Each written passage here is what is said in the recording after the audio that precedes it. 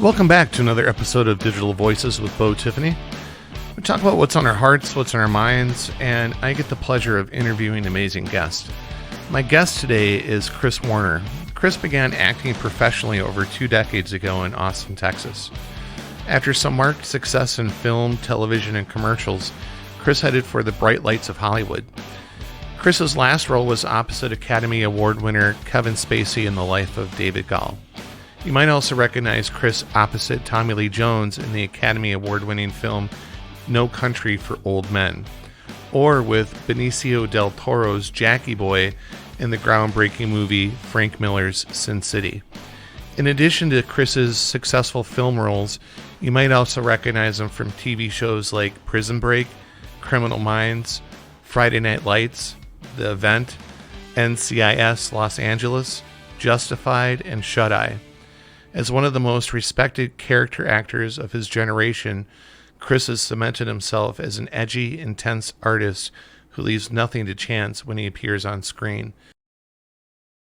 Hey, Chris, thanks for coming on Digital Voices. How are you doing today? Hey, Bo, I'm doing great. Doing real good. Appreciate you having me on your show. Oh, my pleasure. Kind of blew me away. 2 of my favorite movies you've acted in, No Country for Old Men and also Sin City. You know, as an actor, people only really see you for your on-screen persona, if you will. And I bet you there's a lot more to you than just that. So what I like to start with is kind of your origins. Where are you from originally? Well, I was born in Virginia and raised in Texas. My mom is from Southwest Virginia. My dad's from upstate New York, and they actually met in the Army. Yeah, that's where it all started back in 1970. I know you're an only child and an Army brat. What was that like growing up? You know what? As an only child and an Army brat, bro, you're definitely, I don't say forced, but it's best if you learn how to acclimate very quickly and build a certain set of skills that reduce the amount of time to build relationships. You have to build rapport with people very quickly to be able to build the relationships and go as deep as you can before you're on the road off to the next destination being an Army brat. Sure. So I guess no one ever taught me those things. I guess I'm a very good observer, and that's what helps me with my acting career of listening and watching people. I'm a big people watcher. It also helps me as a storyteller, as a writer. And I guess somewhere along the way, I learned that if I wanted to get to know my surroundings and where to insert myself best, I better become a good listener and a good watcher, if that makes sense. So I use those skills on a regular basis, even going back when I was a kid, to try to make sure that I got the most out of every situation I was in. I didn't want to ever leave somewhere going, man, I wonder if that was this, or if I would have gone there, this would have happened. Right. I tried to make the most of every situation I put myself in. So purposely living life to the fullest. Only child. Does that make sense? Yeah, but purposely living life to its fullest. You know, being the new guy all the time, I think you probably develop a certain amount of skills there too. I bet you're great with first impressions. You know, I try to be, and that's the funny thing too, is when I'm stepping into a situation, I've already listened and heard a whole bunch of stuff in a very short amount of time. So I think the best way for you to build rapport, and this is something I actually have learned, especially from Tony Robbins. I'm a big fan of Tony Robbins, but what the biggest way you build rapport is to make people around you that you want to be a part of, you got to make them feel important. And I don't mean that in a kind of superficial way. I mean that you really want to know about them and their life. Yeah. And when you allow people to speak about themselves and then you engage all things they said that you didn't know, there tends to be an anchor to that kind of surpasses a whole lot of information you have to give when you just listen to folks. So it's an amazing tool. I mean, it's even amazed myself using it sometimes. I'm like, wow, that's pretty cool conversation. It's amazing what you can learn. I love my podcast just for that. I've been able to talk to some really interesting people, gain insights that I never would have imagined starting out in this. And and one story collectively becomes the story of us. And I like that part of this too. What were you like when you were still in elementary school, traveling around? Were you into sports? What kind of stuff were you into? Yeah, I've played sports since Pop Warner football, and I'm a big, firm believer in sports for, not only the environment that allows you to build camaraderie and relationships, but the other thing that has probably driven me most to chase a career like I have, because being an actor, I've done a lot of things in my life, but being an actor is one of the most challenging things I've ever tried to accomplish, is it builds a sense of competitiveness, and I mean that in a good way. Sure. And I think sometimes nowadays that it depends on the situation you're in, the setting you're in, but competitiveness has gotten some bad press, so to speak. But I think any child should be in some form of competitive activity when they're growing up, because it's going to help them take those punches in the mouth that life likes to provide when you become an adult. So yeah, I played sports. I played Texas high school football, which I don't know if you've heard much about it, but it tends to be, and it's true, it tends to be a religion in Texas, as compared to, let's say, I played middle school football in Virginia. They take their sports seriously there, but not near like they did in the state of Texas. And that was just kind of icing on the cake of playing in that state, sure, because they did take it seriously. And the last football game I ever played was in the old Texas Stadium where the Dallas Cowboys played. We played the first round of the playoffs on that field, which is pretty cool to do. Yeah. Oh, yeah. There's a certain level of competitiveness you have to gain as a child along your life to even put yourself in a position to be on a team that does that. And I would just say, if you have a child out there and you're concerned about their level of confidence, of them being either bullied or just not maybe moving forward in life like you feel like they should, putting them in some form of competitive activity will inherently build the confidence in them. Mm-hmm. And what I've seen in the past, bullying and not moving forward virtually disappears. Yeah. And I think it helps them figure out their strengths and weaknesses, because each of us is individual, right? Oh, absolutely. Absolutely. And, what I've learned over time is focus on your strengths and build them to as strong as they can be, because what happens, it's not that you shouldn't give your weaknesses some attention, but if you get so caught up in trying to make your weaknesses as strong as your strengths, you're going to miss so much of life that could have been more fulfilling. Mm-hmm. And you're pretty much going to be mediocre at best if you try to make your weaknesses your complete strengths. Right. So I would definitely, if a kid is really intent and focused on doing something, it's sad to see a kid who, let's say, wants to sing in the 6th grade, and mom and dad or friends aren't supportive of that. They're actually the opposite. A lot of folks a lot of kids that try to chase art or the art and art form as a kid aren't encouraged enough, in my opinion. If they're going to fail, let them fail. Let them fail on their own. Yeah. Let them go out and let them experience it. And sure, that maybe they won't win in a contest. Maybe you won't place well, but allow life to teach them that experience. I wouldn't want people to teach me what their experience was doing it. Let them have the life experience and let them learn from that. Were your parents pretty loose? Was it easy growing up for you? You got to explore a lot of different things, or did this come later, this drive? So I was speaking to a buddy who I hadn't spoken to in almost like 26 years yesterday, kind of a childhood friend, and that came up with my parents, and I learned a lot from my mother, not by her just sitting down and teaching me lessons, but by what I spoke of earlier about observing and listening. Yeah. My mom was a getter, man. She kicked ass when she was alive, and she did it, if you could put it in a phrase, she did it her way. She grew up in a small town in Southwest Virginia.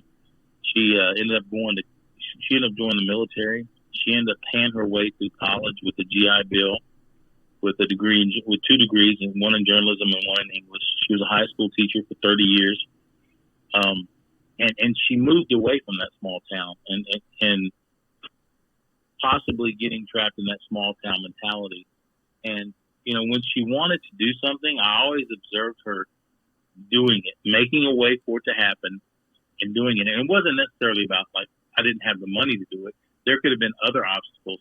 And to see her just plow through them or figure a way to get around them really stuck with me. And I think that's probably one of the attributes, one of the foundational attributes that's allowed me to pursue my career and get to the levels I've gotten so far.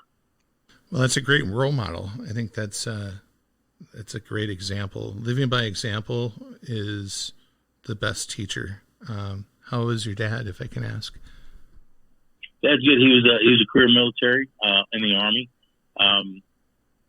and you know, my dad's greatest strength is his kindness. He's got a real big heart. And this is from a guy who spent 20 years in the military and was in the Vietnam War. And a lot of times, if you meet my dad, if he didn't necessarily talk about it, you wouldn't necessarily get the sense that he was a career military. He's not like the hard drill sergeant, you know, do this, don't do that kind of guy. Mm-hmm. He's a real sweet, kind of kind-hearted person. And to be able to, probably the biggest thing I've garnered from my dad is possibly his level of empathy that he has for the world. And I probably could work on that a little bit more than I have. But he's definitely allowed me to see through his eyes how to be respectful of other people's positions in life and not to be so hard on them. Like my competitive self that I learned a lot from my coaches growing up can tend to drive the train of my life sometimes. Mm-hmm. So sometimes I have to put on the brake a little bit and consider the way my dad kind of considers life and being more empathetic toward folks. And it also helps me as an actor when I'm doing a role. A lot of the roles I do play are kind of the tougher guys or the stronger guys. But it doesn't. What's more interesting than not sometimes when you're watching a movie or TV show is when you can show a character like I play be vulnerable. That's what most people pay $18 and $20 a seat to go see a movie for, is to see the unexpected. Right. So that's kind of a layer in my life to level up my acting, if that makes sense. Yeah, absolutely. Before you got out of school, you were playing for Texas, or you're playing for your Texas high school football team. You learned your competitiveness and that drive. Sounds like a lot of it came from your coaches and what they were teaching there. That respect, I think, sounds like a lot from your parents. You also described to me the meaning of honor. Where do you get that from? Because that's really important to you as well. You know, that probably comes from actually multiple places in my life as I was growing up. Growing up in the environment that had the military around it from the time I was born is probably the first layer. The foundation was laid with both my parents. They both, when you go into the military of any branch, I've had friends that have been in the Marines and the Navy, etc. You know, that's one of the most important attributes that they try to ingrain in you is honor toward your fellow soldier, honor toward your fellow man. Mm-hmm. That's probably where it started. The other part started where I in some of my bios I put, you know, born a military brat and raised in Texas. And being a Texan is another thing. There's a certain amount of pride and honor that Texans take in being Texans. Some of it can be put into words. Some of it you just have to go there and observe what I'm talking about. But that was definitely instilled in me once I started playing football in Texas. Is a lot of your Texas coaches have played Texas high school football before. Sure. So it's kind of a tradition that's been carried on. And what comes with honor is advancement. When you put that as one of your primary pillars, other things start to happen for you that progress you in life. And in that case, let's say if we're talking about Texas high school football or just playing on a team in general, your ultimate goal is to be the starter. But what I've learned so much of my life now is when I talk to kids, I said, hey, you shouldn't worry about who starts on the field. You should worry about who's on the field at the end of the game. Right. But ultimately, as a kid, you want to be the starter on a team. But to be a starter, I think, in my opinion, other than hard work, dedication, and commitment, you got to have that honor part because you're playing a team sport.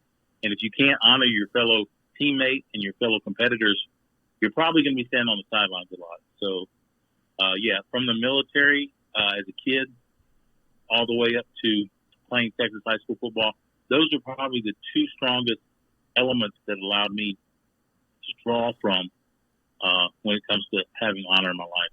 And what's crazy is, as an actor and also more important as a writer, I tend to be drawn toward characters who have honor and but are flawed in that aspect. Because again, that's what kind of makes them a little more interesting to watch. Right. But honor is a big part of the characters that I tend to play and the characters I write about as well. I want to get to that in a second. I want to ask one question about Texas. Where does Texas pride come from? Because it's unique. I wish all of us felt that sense of pride about where we're from. But Texas seems to be unique in that aspect where there's just an overwhelming sense of, I'm a Texan. Well, I think it probably started with the fact that Texas was the only state in the union that was its own country at one time. Mm-hmm. And also the fact that, we put a lot of emphasis. When you're in school, you actually take Texas history, and you put a lot of emphasis on the Alamo and, the old cliche, the old sayings, remember the Alamo. And what people, and I've had a few people that I've almost asked to step outside, is a lot of smart-ass people, excuse my French there, but a lot of smart-ass people like, yeah, man, but they died. The Alamo lost. You lost. No, they missed the point. The point is you had a handful of men going up against thousands and willing to do it. They could have ran. They could have chickened out and left. They didn't. They knew the odds were insurmountable. They knew it, and they still fought and died. And I don't know a lot of people that you come in contact with then and even now who are willing to do that kind of stuff. And that's kind of where the pride and honor of the military in general. But in Texas, you had a country basically who chose to join the union, which they didn't have to. And in the same vein, defend what they had fought for so long. So it's not necessarily about pride that we won. It's about pride that we're willing to fight, no matter what, for what we believe in and what we stand for. And when you see, and it has been a Texas tradition for so long, it's just taught from generation to generation, not only in the history books for Texas, and not only in things that are stated from one generation to the next, but going back to the way my mom lived her life, it's kind of the way Texans live their life. So you get to observe it as a Texan every day, every minute of every day. Right. So you kind of become your surroundings and your environment. But I would say those are probably two strong pillars as to why Texans are proud. It's because one, they're actually Texas was a country before it was a state. It was its own country, and also using the pillar of the Alamo and fighting for what you believe in, even though you lost, is something, in my opinion, pretty admirable. It's nice that it still resonates through history. That's the it does. That's what I think shows most prominently about it.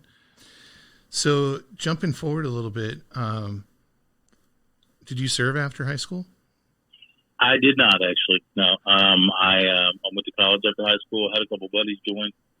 It's funny, even though we take pride in it, you look at things a little more differently when you're more mature and you've had life on you a little bit. But actually, me and my buddies as kids, a lot of my buddies' dads were in the military and some weren't. But we as kids used to make fun of GI sometimes, or military personnel. And kind of vowed as a group sometimes to not go in the military because, we had bigger aspirations. We were going to rule the world kind of thing. And as we come to find out when we become adults, the world has different plans. Right. As we say, but a few of my buddies did go. One of my best buddies actually joined right after high school. But his home life was a little different than mine. But to tell you the truth, I didn't have aspirations to serve. My appreciation for the military and what soldiers do probably came a little later in my young adulthood than it did when I was younger. Because when you're a part of something, sometimes you don't appreciate it as much as you do when you step away from it. Sure. So yeah, I never had a desire to join the military. when I was a youngster. When did you start catching the acting bug? So that too, I was never a thespian as a young kid. I played Santa Claus in the 5th grade in a play, and I played Santa Claus in a senior play. But they were kind of open to the class themselves. I was a kind of a ham, an attention whore, if you will, my whole life. I've kind of been a cut up, and but it never translated necessarily into performing. And I've always been a huge fan of movies my whole life. And about, I think it was probably 1995, 1996, I was having lunch with a friend of mine who I was actually going to school to be a physical therapist at that time, going to University of Texas, taking courses like kinesiology, biology, and kind of stuff. And I was working at a nursing home, and my friend was an occupational therapist, and we'd gone to lunch one day, and we were just talking about movies in general, and I told her a movie I saw that I was so disappointed I wanted to ask for my money back. And I was saying this off the cuff, and I don't mean it like I meant it then, that, this acting thing can't be that hard. I said, something went to the effect that I wanted to give it to her or whatever. And I didn't realize that kind of her personal life, all her friends were actors or artists in some way, shape, or form. Mm-hmm. And one thing led to another, and she said, hey, you want to, hang out, maybe come to one of the acting classes. And this time I lived in Austin, Texas. And so I started hanging out with her. I started going to acting class, and I thought, hey, this is kind of pretty cool. And it didn't take real long for the acting bug to bite and take hold.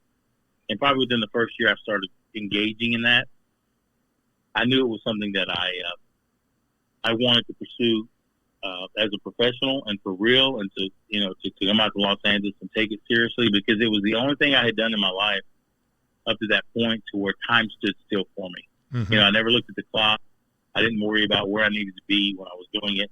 I was only concentrating on either that scene, running these lines, working on a character voice or mannerism that I was working on. That time stood still for me. I mean, I was late to so many things sometimes and got in trouble so much because, again, I was solely concentrated on that. And I knew that at that point, if I'm going to move forward with something like this, I think I was 28 at the time, I need to get going, and I don't look like Adonis. So I've got to work on all my skills as far as being a good character actor that I could, to make sure that when I opened my mouth or I said a line or I emoted a certain emotion, that it was going to move people forward in their seats. Mm-hmm. So to get back to your original question, I got the bug bit me about, probably when I was about 28 years old, when I was working in a totally different industry. Amazing how we're pulled in certain directions. Considering where you're at in high school to that, it's almost like a night and day shift in a certain extent. But you took a lot of the skills and disciplines that you learned growing up in that atmosphere in Texas, and especially with your coaches, that I think helped you within what you're doing now. One of which is that drive and dedication to go out and get it, and not take a no. What were the first kind of baby steps that you took to get into this industry? Well, I'll speak to what you said just before you asked the question, then I'll tell you the baby steps I took. Sure. About the drive and the thickening of the skin. Mm-hmm. I would tell folks that and no matter what you want to pursue, do your best to get around people who help you build the thing you want to build. And that isn't necessarily, actually most of the time it's not the people that you grew up with or the people that tend to love you the most. It might not be your mom and dad. It might be your brother and sister or your best friend, your wife, your girlfriend, your boyfriend. They see you and they know your flaws, mm-hmm. and they know your weaknesses. So it's best to go get somebody who knows you from the get-go on what you want to accomplish, not necessarily what you haven't accomplished. Sure. Because that'll be brought up time and time again. Should you misstep? Should you not make something happen that you said you would? The people that you get around that know your goals and dreams, they're going to hold you accountable, and they're going to push you in the right direction, the right way. Mm-hmm. They're not going to kick you when you're down. They're going to reach. They're going to put a hand out and they're going to pull you up. Right. It's not that you won't get told that you probably could have done a better way as they pull you up. They won't tell you that while they're kicking when you're down. Right. So my biggest thing is try to formulate as big and strong a support group towards your goal as you can to work and try to accomplish that. And when you do, they will help layer those levels of skin you're going to need for the nose on each and every time that they help you up. In reference to the baby steps you're talking about, so my first baby step was actually accidentally falling into a friendship with a person. Well, I guess the friendship wasn't falling into. There was a coworker, but falling into the fact that they were an actor and wanted to be an actor and a director. That I'm a firm believer that God puts signs and people in our lives for specific reasons at specific times. And He put her in my life at that time for something that obviously was aching inside my soul somewhere. And so we obviously had the right conversation. And when she said, "Hey, you want to hang out?" I had enough interest of what I wanted to do to say yes. Well, fortunately, up to that point, I had enough confidence to say yes. And that's kind of where putting yourself around people who will build you up, like in my opinion, my coaches and my mom, my wife at that time,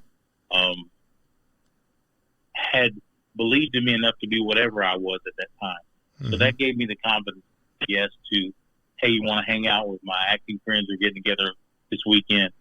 Maybe maybe something is there that'll work for you." So I did. And then the next, when I got to that meeting or that hangout, "Hey, these people are pretty cool. You guys how do we get started on this?" "Oh, we take classes with so-and-so. Here's his number." "Oh, cool. Let's give him a call." And with each step, sure, was there resistance along the way, but the resistance, my confidence pushed through the level of resistance that was offered. And I'm a kind of guy, I think, again, going back to where I was a kid, I don't ever want to do something badly. The first go, I go at it. Let's go do the best I can with what I have. Right. Now, will there be corrections? Sure. But I've got a saying, if I'm going to shit the bed, I might as well ruin the mattress. Let's go do that thing as hard as you can. And I know this even now is sometimes when I'm trying to work out a character or work on something, whether it's a voice or an intensity, and I'm in a room by myself and I'm running my lines and I'm working out where the inflection goes and where things stop, and I can tell where I half-ass it. I'm kind of just playing, and then when I crank up the heat, there's a different feeling in me when I'm actually playing and being the character than when I'm being the character than when I'm playing the character. So when it comes to the question you're asking, when it comes to baby steps, no matter what the step is, be dedicated to each individual step in and of itself. And that will give you the energy and the power and the confidence for the next step you need. But I think a lot of people look for this first step and like, "Oh, it's just a phone call to getting an Oscar." Well, you got to make the phone call to get to the coach, to get to the training, etc., to get to the Oscar. Right. Give that phone call as much attention and energy as you would do when you walk across the stage at the Dolby Theater and put the Oscar in your hand. Yeah. So I don't know if that answered the question or not. No, it did, and then some. You have gone into acting and developed that, but then you've developed other talents as well. Screenwriting, directing, producing, voiceover talent.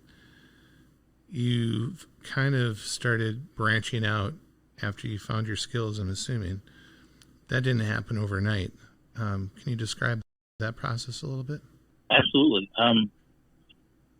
Well, the first thing that came after kind of definitely realizing, getting my feet wet and cemented in acting is, as an actor, you're kind of limited. You're held hostage to what the industry wants from you or how they see you, who can get you in that position to be that role.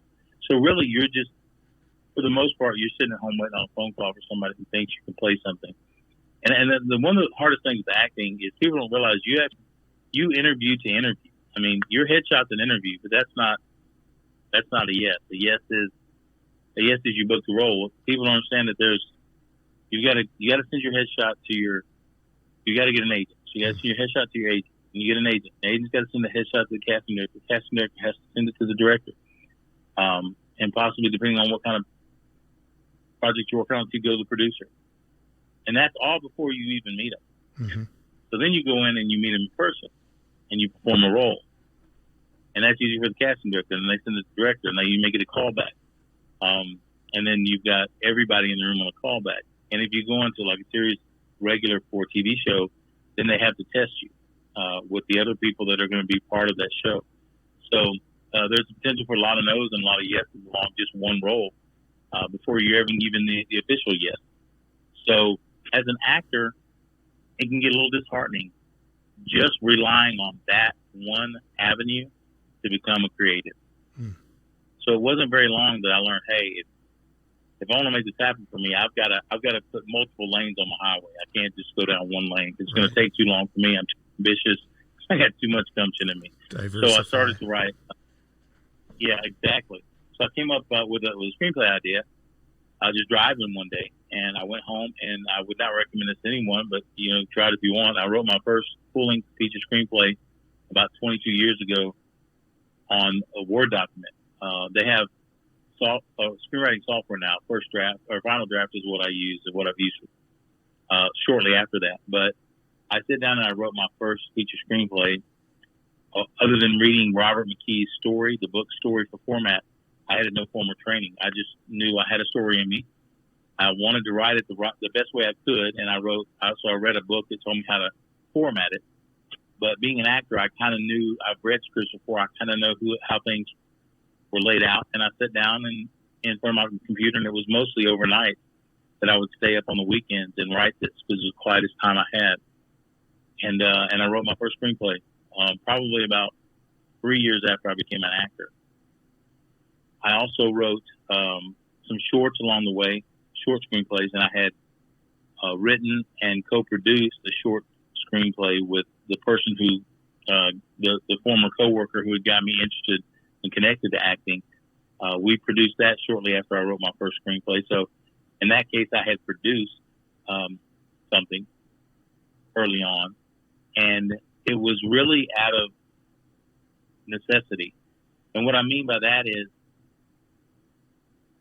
I'm not big on asking people permission to do something, especially if it's my idea. Sure. And the move forward, and especially if it's artistic. So we just wrote it, we cast it, and we shot it. And my co-producer had a camera. We hired a DP, a director of photography, from around the friends that we knew, because that's what you do. You just ask around, hey, who does camera, who does lighting, right, who does sound, and just being in that group helped me most. But so I probably went from just actor to actor, writer, producer in a very short amount of time, probably within 3 years. Wow. And then directing came later. I think directing had always been an interest of mine, but it didn't come till probably 10 or 12 years later. And sometimes I'm an actor first, so sometimes you get so caught up in that. But as I matured as an artist, I've definitely enjoyed directing, and it being kind of the only thing I do, except maybe writing what I directed. But I don't necessarily have to direct what I can direct something I didn't write. Mm-hmm. I think in and of itself, you have to be at the 30,000 foot level as a director mm-hmm. to be able to do it well. So if I'm acting and directing in the same thing, which I've done, I think that your directing is not what it could be if you just do the directing in and of itself, because you have so many moving parts you have to make sure work. So yeah, ultimately, I think the biggest reason, other than enjoying doing each activity as an artist, I chose to create these avenues and diversify to increase my opportunities as an artist more than anything. It's really smart, very intelligent. I think there's a lesson to be learned for our listeners in that if you put all your eggs in one basket, you're much better to diversify within your field. The fruits of your labor and the opportunities that come as a result of that, I think, multiply exponentially when you do it like that. Yeah, it expands your network. You spider out places you probably would have never even ventured. Mm-hmm. You make connections that again you might not have ever made, and it's all it all falls under the same entertainment creative umbrella. So I'm not acting and I'm going making wicker baskets, and on the other end I'm doing this. Right. Everything that I've worked to create under this umbrella supports the umbrella. Yeah. And I've tried other things in the past. I've had like 57 different jobs in my life, in addition to acting. Just in my life, I had 3 jobs at one time. I was a stockbroker with Charles Schwab. Like I told you, I was going to be a physical therapist, and I worked as a home health aide. I've done some very humbling jobs, and what it's taught me more than anything is I gained life experience. Yeah. And it all led me down a path that told me as an entrepreneur, so to speak, if you're going to build a business, things that you do need to relate to building that business. Mm-hmm. And they all need to kind of connect and jive together, because one will help the other. If one is flagging, you can figure out how to support it with the other things that you're trying to do. So, right. I did learn hard with it. I did in my life. So. Yeah. Well, no, but it's really insightful, because I think all of those are the tools that you've developed that you bring into your craft. Also lets you identify and put yourself in others' positions, or be able to identify those positions because you might have been through them already yourself. For you, this has been kind of well-rounding your craft. You've diversified, you've picked up a ton of tools along the way, and you've grown in your art. All of that has been supported with an underlying theme, which I saw in your bio. You have a sense of value when it comes to your family that makes that a top priority amongst everything else. And the reason that I read that out of your bio is you mentioned when you're not busy doing your projects that you like to spend time with your queen at the beach. And in addition to that, you also do a lot of charity stuff, helping animals in need. It just says a lot about you. Tell us, what do you do in your free time? What makes you happy? Well, that first one is the truth. I married my high school sweetheart. We've been together 32 years now, just over 32 years. Wow. Yeah, she's my rock, man. Most women would have left me by now, and the crazy stuff I've done and the path that I've taken. That I'm thankful to the Lord every day. That's not just some cliche. I'm very thankful and very grateful for her and the things that she's done for me, the things she helped me do. What they say behind every great man is a greater woman, probably in this case. I couldn't have done some of the things I've done without her. Yeah. Even though I'm pretty good self dial in on the accountability. Sure, we all have off days and we all get lazy and, down on ourselves, and she's there to pick me up. And she believed in me probably more than I have over the course of trying to chase this crazy dream. Seeing the things that can come, knowing the potential that was there. So yeah, any second there, any chance I can get to spend the time with her, and make sure that relationship, it will always be that. I think a lot of folks, I think they think because you're married, or because you're in a relationship, boyfriend, girlfriend, or whatever, just the sheer fact that you're in a relationship, everything's cool, and that's not the case. Right. If you don't give a relationship the attention that it desires and requires, it will go away. And my wife and I both, unfortunately, come from broken homes, and we made a pact from the beginning that we did not want that for our life, and we've done everything within our power to make sure that happens. So yeah, spending time together is priority one. We don't have children. We have 2 dogs. And we've kind of streamlined our life to make this acting thing as simple as possible. I don't say easy, but as simple. Sure. And she's really done some sacrificing for me, and I can't thank her enough. And yeah, we're fortunate to have her in my corner. Yeah. What's her name? Misty. Misty, props to you. I think I don't think I've heard a sweeter thing come out of a manly guy like yourself, because you're a self-described badass, and I think that comes out a lot as well in your work. Let's talk about that a little bit. You've had some huge roles in terms of working with Kevin Spacey, Tommy Lee Jones, working on Sin City, which was a packed cast of amazing people. What are the big takeaways that you experienced going through all that? Well, the biggest takeaway, and I try to, when I get asked questions like this, I literally try to stop for a second, and the first thing that comes to my mind is the right answer, because I'm big on intuition, and that's in my intuition talking to me. And you know what, Bo, the biggest thing I take from these that I really want to pass on to anybody is you're where you're supposed to be when every second of every day. And what I mean by that is I did my best to do my homework and to be prepared. So when my moments came, I never let them slip by. Yeah. And what I mean by that is not the opportunity to be there, but the opportunity to live there. Right. I can remember shaking Tommy Lee Jones's hand. I can remember walking down before we shot that shot. We had to set up a mini base camp about a mile down the road on that long road from Marfa, Texas. And when we set it up, we had to walk to where we were going to shoot the shot. And Joe Cohen, the Going co-directors, he said, "Hey, Chris, let's take a walk." So he and I walked that kind of long green mile. And the first thing he asked me was, "Hey, what do you think about the scene?" Now, we've got an Academy Award-winning director who's written countless classics, asking me, who he just met. We met at the audition, but basically we're just meeting and having a conversation for the first time for the most part right now. Mm-hmm.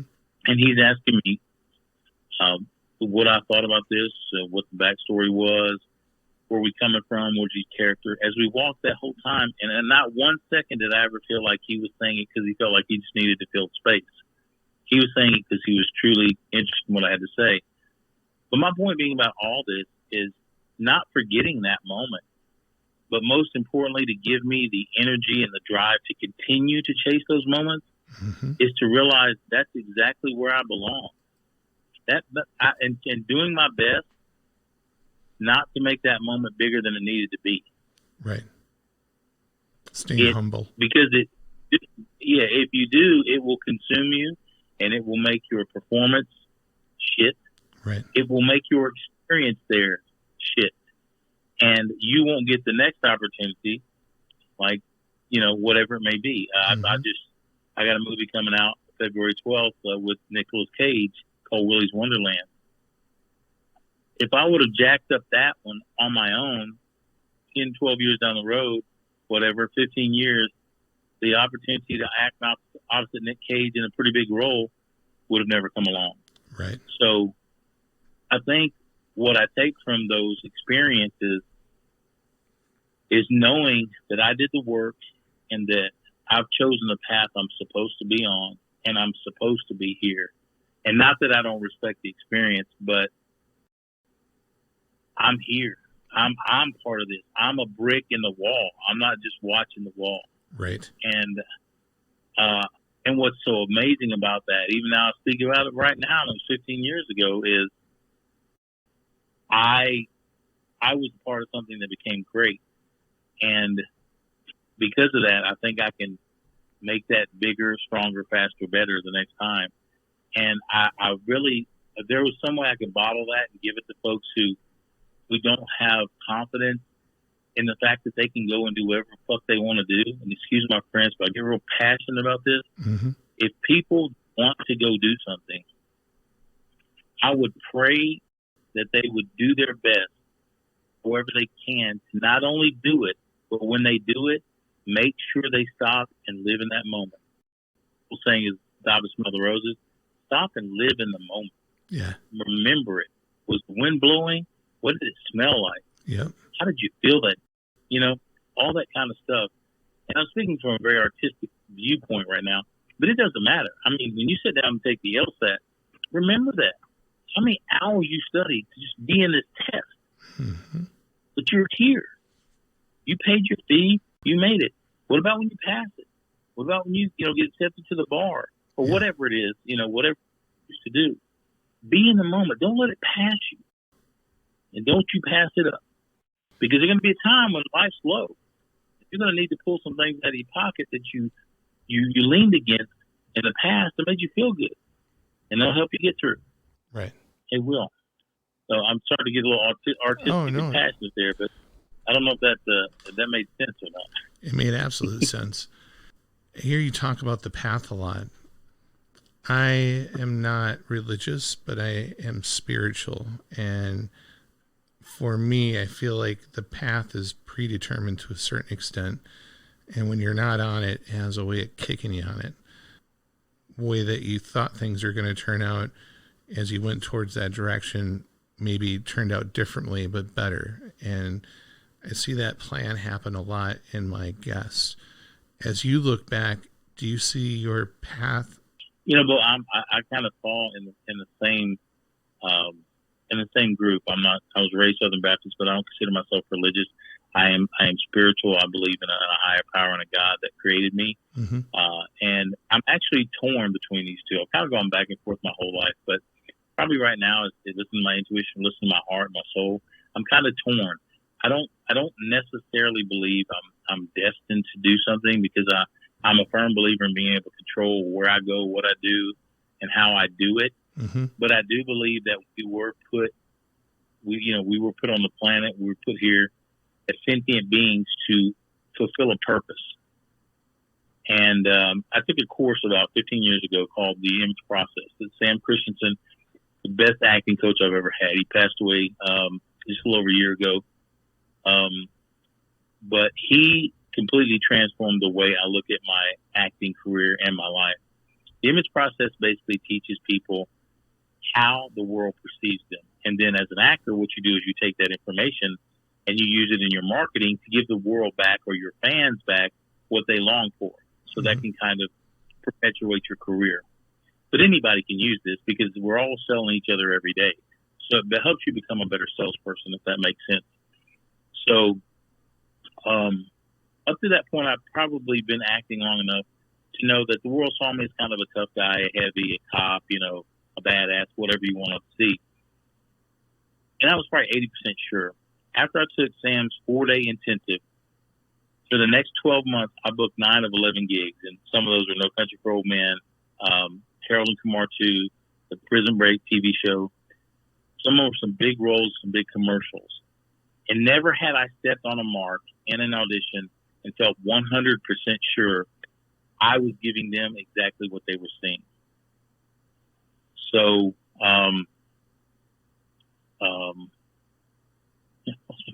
there. So what did you initially? I apologize. Oh no, I was just lost on what you're saying. There's a formula to your success, and I can understand why you're torn, because I see a lot of that as self-preparation, being prepared for when those opportunities came along, following your heart, your gut, and your desires. Let's. I'm sorry. No, go ahead. About the destiny, purpose. I'm sorry. I want to talk about your clothing brand and plug that a little bit, along with any work that you have coming up in 21. This epidemic has had to have been hell for you. However, with your diversity, you probably were able to plug into a bunch of other things and still get a ton done. What was that experience like for you? Yeah, with the pandemic, obviously shooting anything as an actor just went away. I mean, I've shot one or two things. What that did allow me to do, though, is it opened up the door for me to spend a lot of time on polishing a few of my writing projects. One in particular, it's a TV show that I've written based on a feature screenplay I wrote about 10 years ago. And what it's really allowed me to do is to sit and get it out into the industry and get some good feedback and coverage on that. Nice. And then also really hone in on what's called the pitch deck and some other things. I also shot a minute short film a couple years ago that supports it as a proof of concept. So it's allowed me to package that together very tight in the last probably 6 months, and I've been pitching it the last 3 to some executives and here in Hollywood, and getting some interest. But it's content might be a little warm for the way the environment is as far as society is concerned right now. Sure. So still working and honing it and making sure that it's as tight as possible. But 2021 is definitely, or 2020 has allowed me a lot of time to get my writing shored up, probably closer toward my acting career. Because my writing definitely stands out in my entertainment career and who I've worked with and what I've done with my writing. I've got some strong screenplays written. I just haven't had anything, any bites on anything, but that's what 2020 has allowed me to do, is to definitely elevate that up and get more interest from the industry as a whole. Yeah. And then in 20, what's that? I was going to say, if your track record is any proof, this will take off for you. It's just a matter of time. I'm hoping. It's the sell was looking. I wrote it as a vehicle for myself, and I've come to learn that it's a hard sell in general. I've got 3 I got to make. One, I've got to sell my screenplay. One, I've had to sell me, and then the other one, I have to sell me in my screenplay as the lead character. And I play characters. I played a lot of character roles, a lot of supports, but ultimately what I want to show Hollywood is I'm able to carry a movie or a show. Again, we're not speaking about leading man. I'm not trying to be Brad Pitt or Matthew McConaughey, but someone like that Charles Bronson or your Lee Marvins or, your Robert De Niro's or your Ray Liotta's. As one of the taglines I use is bringing badass back to Hollywood. And what I mean by that is bringing authentic badass. I mean, you can throw dirt on the face of somebody and call them a badass, but you don't see the intensity of Anthony Hopkins, Hannibal Lecter too much, or Daniel Day-Lewis and There Will Be Blood. I mean, those guys bring a certain intensity that truly make almost anyone in the audience sit up on the edge of their seat. And you don't see a lot of that in badasses nowadays. I mean, I won't mention names, but they're just, there doesn't ring a trueness to it all. Sure. That maybe Charles Bronson or, again, even going all the way back to like a Spencer Tracy or Humphrey Bogart. So, yeah, to kind of bring some of that old school back, because we wouldn't be watching these movies over and over again on TCM or whatever it may be if they weren't still interesting characters. So, yeah, it's fun stuff. I can't deny it. That's for sure. Yeah. Well, how's the clothing brand? My Life is War. When did you start that up? I'm a big MMA fan. I'm not as much now as I used to be, but I like mixed martial arts in general, combat sports in general. And probably about 10 or 12 years ago, I had this idea for my own clothing line, because people coming out, and I'm an artist, so I'm a writer. I've had these ideas about things as well. And my wife and I were sitting at a restaurant down in El Segundo, California, and had a little a yellow notepad and was writing these things out. And this had been stirring in my soul forever. And I came up with different names, and they just weren't working. It was like on the fringe, and it just didn't feel right. And we were talking one day, and finally, talking about life in general, how these guys' lives are. To be a fighter is kind of like being an actor. Most of these guys have to have regular jobs and then, fight on the side or fight at night or train at night. And, everybody talks about going to war when they're fighting and things like that, and trying to be respectful of the military as well, because, going to an actual war and being shot is a little different than choosing to go in the octagon. Right. But using it as a metaphor, thinking about life and how hard it is for anybody, really. I mean, whether you're going to an actual war, being shot at, going into the octagon, being punched, or just getting up on a daily basis, trying to maintain life as normal, making sure the kids are fed, bills are paid, and things like that. There's gas in the car.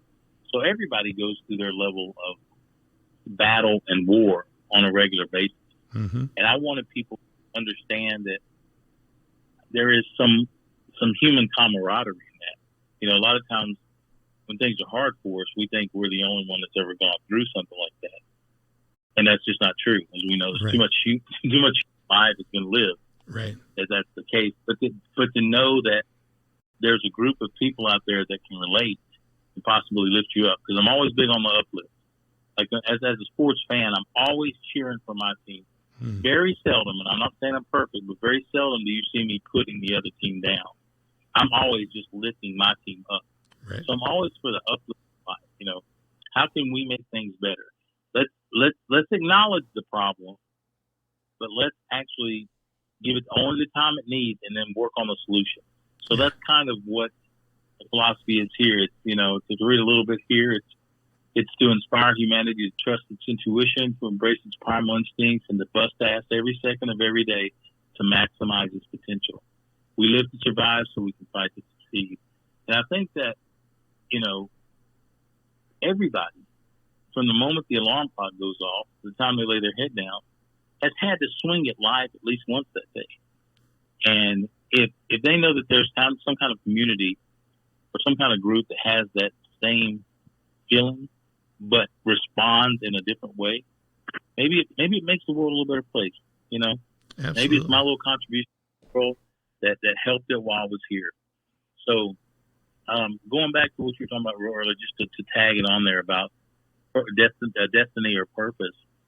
And I remember finally what I was going to say there is that I believe at this time in my life I was put on the planet for two reasons. That's to entertain, to inspire through entertainment, like through small screen or big screen. So when people see me, maybe there's something in it when they watch one of my performances that gives them hope that they can go do the thing they want to do. Not necessarily be an actor or whatever, but if there was something that they saw on the screen that they felt from me when they were watching, and it gets them to go do that, good for them. I mean, that's I'm humbled and impressed if that would happen. The second thing is to help those who can't help themselves. And that comes along with giving them a sense of confidence and belief in themselves. Sure, if I need to stand in between them and the monster first, cool. But what if I can help them stand on their own and face the monster? That's more powerful than anything. Right. So my life as war is probably contributing to that aspect of my purpose more than anything. You are an amazing person, Chris. I am so happy that we were able to connect.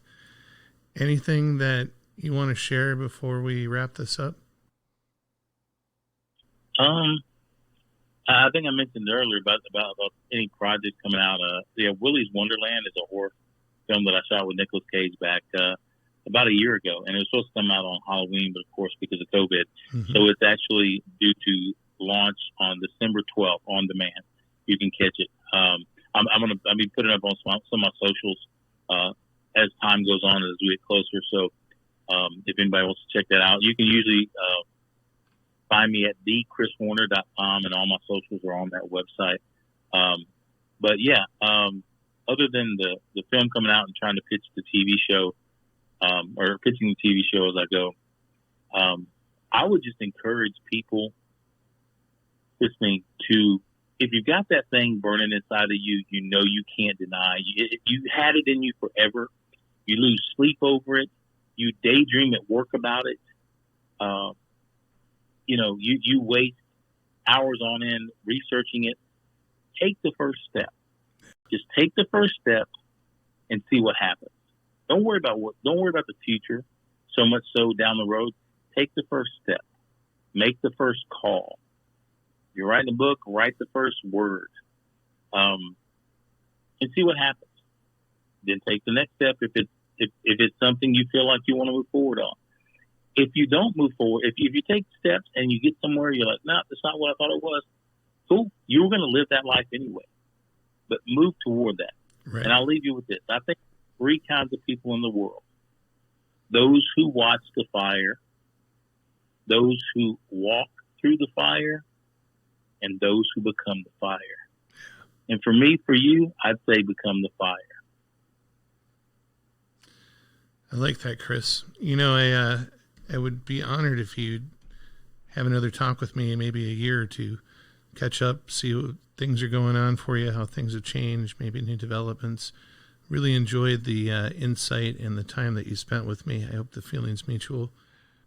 Oh, absolutely, man. Yeah, in a year or so, mark it in your calendar and give me a shout, and we'll see how much feet I put to dreams, if that makes sense. Absolutely, brother.